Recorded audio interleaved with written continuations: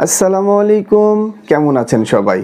বরাবরের মতোই আজ আবারও আমি আসাদজামান চলে এসেছি নতুন আরেকটি ভিডিওতে নতুন টপিক নিয়ে। আমাদের আজকের টপিক, আপনি কি স্পাসে সিঙ্গাপুর যাওয়ার কথা ভাবছেন? জি হ্যাঁ বন্ধুরা, আপনি যদি স্পাসে সিঙ্গাপুর যাওয়ার কথা ভেবে থাকেন তাহলে ভিডিওটি আপনার জন্য। ভিডিওটি না টেনে সম্পূর্ণ ভিডিও দেখুন, আশা করি কিছুটা হলেও উপকৃত হবেন ইনশাআল্লাহ। প্রিয় বন্ধুরা, বর্তমানে সিঙ্গাপুর স্কিল ট্রেনিংয়ের রেট অনেকটা বৃদ্ধি পাওয়ায় অনেকেই অনেকভাবেই সিঙ্গাপুর যাওয়ার কথা ভাবছেন। এটি ফলশ্রুতিতে অনেকেই স্পাসে সিঙ্গাপুর যাওয়ার কথা ভাবছেন। Skill, unskilled, NTS, marine, shipyard, garden ইত্যাদির মতোই স্পাসও একটি সিঙ্গাপুর যাওয়ার প্রসেস বা মাধ্যম। এই স্পাসের আওতায় অনেকেই অলরেডি সিঙ্গাপুর গিয়েছেন। তো প্রিয় বন্ধুরা, আপনি যদি এই স্পাসের আওতায় সিঙ্গাপুর যাওয়ার কথা ভেবে থাকেন তাহলে অবশ্যই আপনাকে কিছুটা সতর্কতা অবলম্বন করতে হবে। তো এই স্পাসের আওতায় কিভাবে সিঙ্গাপুর যাওয়া যায় এই বিষয়ে সংক্ষিপ্ত আলোচনা করব। সে পর্যন্ত আমাদের সাথেই থাকুন। প্রিয় বন্ধুরা, আপনি যদি স্পাসে সিঙ্গাপুর যেতে চান তাহলে প্রথমেই আপনাকে আপনার দৃষ্টিতে একজন সৎ, যোগ্য এবং বিশ্বস্ত এজেন্সির শরণাপন্ন হতে হবে, যেই এজেন্সি আপনাকে বৈধভাবে স্পাসের আওতায় সিঙ্গাপুরে পাঠানোর সমস্ত কার্যক্রম সম্পাদন করতে পারবেন।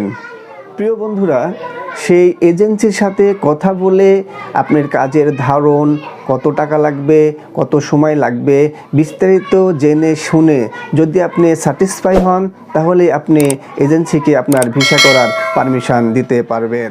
এরপর ওই এজেন্সি যদি আপনার ভিসা অ্যাপ্লাই করে তাহলে আপনাকে অপেক্ষা করতে হবে 15 থেকে 20 দিন। নর্মালি সাধারণত একটা ওয়ার্ক পারমিট অ্যাপ্লাই করলে ভিসা বেরোতে সময় লাগে 3 দিন।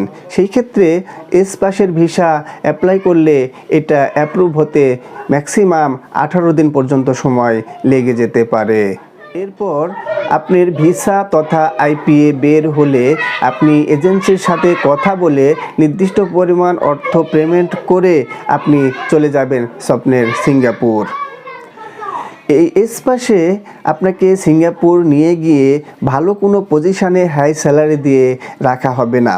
এই প্রসেসের আওতায় একটি নির্দিষ্ট এজেন্সি বা কোম্পানি আপনাকে নিয়ে যাবে 2 থেকে 2.5 মাসের একটি কন্ট্রাক্টে।